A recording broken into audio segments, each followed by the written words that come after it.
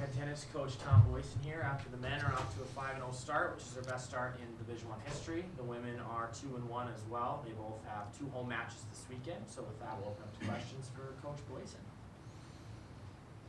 Tom, I know your doubles, you've got all 8 doubles points, 8 and 1 doubles. What are you guys for starters on the men's side? What's going well with the doubles teams on the men's side? So I think first, we have the top 2 teams have played together for since I've been here. So we kind of identified those 2 teams as partnerships that worked really well last year. They had good seasons. They know each other extremely well. They kind of know where each other moves, their strengths and weaknesses. So it helps. It's not too common to have 2 consecutive years where you can have 2 of your 3 doubles teams where the partnerships are the same. So for sure that helps. They just their knowledge and their familiarity with each other. We've also kind of identified pretty quickly, Kyle and I last year when I got the job, that would be an area where in the Summit League, kind of as we play some Power 5 teams and kind of on the nationwide scope where we could really emphasize some of our strengths. So I think we have a good skill set for doubles with 5 or 6 of our guys. They embrace it. I would say we probably practice doubles a little more than some of the other teams I've coached in the past, knowing that that's a big thing for us. College tennis has gotten so there's so much parity now. A lot of matches are 4-3 when maybe 15 years ago there were a lot of matches that were more lopsided, and so that doubles point becomes huge. So I think just a lot of it is familiarity, and then our guys really embrace the doubles point as something that we can kind of set ourselves apart with. How about on the women's side? With doubles again? Yeah. Yeah, so I would say that was something we worked on a lot more last year. I don't think doubles was a true strength of the women's team last year. It wasn't horrible, but we spent a lot of time video analysis of some pro players, doubles strategy. Doubles to me is very much a formula. There's a right place to stand, there's a right shot to hit, or a couple right shots to hit and wrong shots to hit. So a lot of it was just teaching them kind of being comfortable with the right place on the court. At least in the States, there's not a lot of doubles in the juniors, and so a lot of them come into college. It's the first time they've really been exposed to doubles strategy and doubles tactics. So I think it's just the maturation of the players having gone through 14, 15 months of higher level doubles strategy, I guess is what I'd say. But I think I would be surprised if we don't come out on top more often than not on the women's side in the doubles point this year too. I know Nikita got professional ATP point in doubles over the summer. How has that helped his confidence and everything heading into this year? Yeah, so you're talking about a 6'6" guy that's got a big frame anyway, with a good skill set for doubles, but he is a confidence player. So singles and doubles, especially in doubles, he can get shaken when he's not confident. So I think that point just kind of, being out, like you said, it kind of reinforced to him that he is a force to be reckoned with on the doubles court. He understands doubles about as well as anybody I've coached in college, as far as the nuances of when to hit what type of volley and when to hit what type of shot. But it really, to him, comes down to execution and confidence. And so I think that helped. I think playing with the same partner helped. I think the fact that we've kind of allowed him to structure some of his summers with playing more doubles. I've noticed with him that when his doubles is good, his singles is usually better too, and so it kind of goes in that order.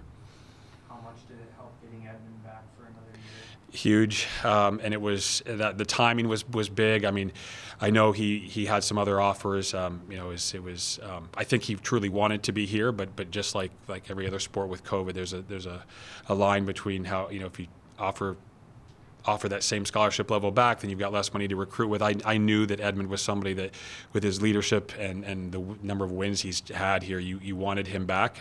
I don't blame him at all for exploring his options. I think he deserved that, but I do feel like he wanted to be here, and the timing was good. We didn't have anybody graduating other than if Edmund had left, and so there wasn't a lot of money left to offer. But then Dylan, who played number 6 for us last year, decided to move back home to Ireland, and that kind of opened up enough to entice him to stay. But he's done. I mean, since the day that happened, I could almost see a relief take over for him, and in his every aspect of his practice and match. I think he just breathed a sigh of relief knowing he would be here again. So. On the women's side, how much does it help having Sapir at number 1?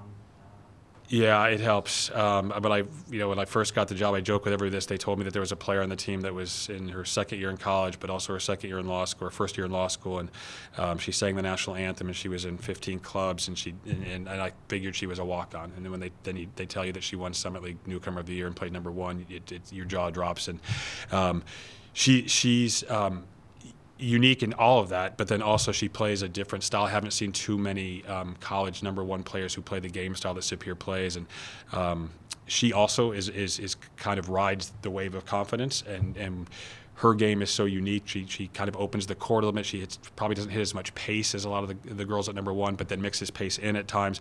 She uses a lot of angles, so I think a lot of her opponents aren't used to the way she plays, and she gets up pretty early in a lot of sets against really good players, and then as she gets more confidence. I think at the end of the match, a little bit they look, how did that happen, and they're looking at the wrong end of a score with Sapir. So yeah, helps.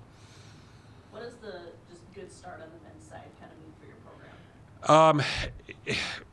program? For this season, I think recruiting wise, it obviously helps. I think we're in the process of talking to a lot of recruits and that notice. That's one of the first things they'll look at is who do you play, do you get to travel, what's your record, and so it helps. It certainly helps. They look more at the record probably than who do you play.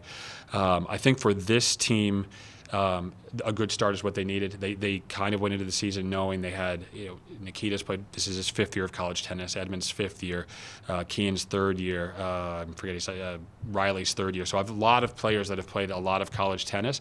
And the only thing I was worried about is that they knew that this could be a pretty good year because of all that experience and some other teams in the Summit League losing their #1 player.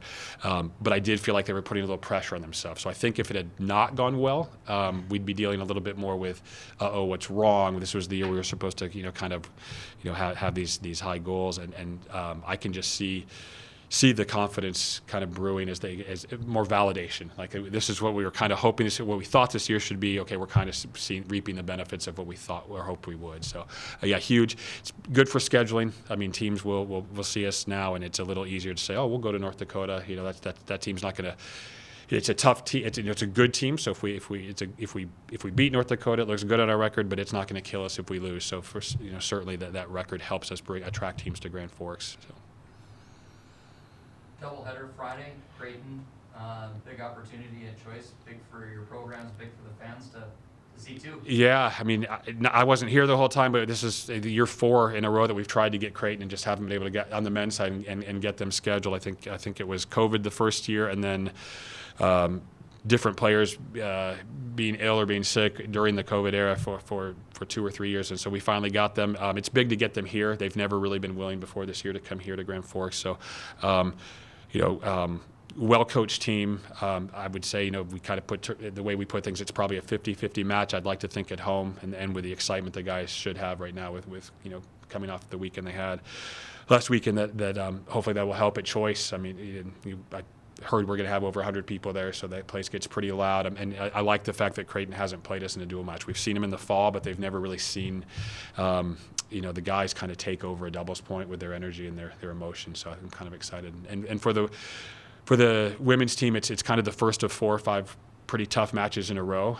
Again, kind of on purpose. We have some younger players or some players that haven't played a lot of college tennis yet that I think will be peaking by the middle of the season. So Creighton kind of starts off the tough part of the season, but that is the women are just a great group of people that they want. The more challenges you can throw in front of them, the better. So they're kind of embracing. I could see the uptick in the effort and practice this week, just knowing that these next matches are coming up. All right. Thanks, Tom. Thank you. Thanks.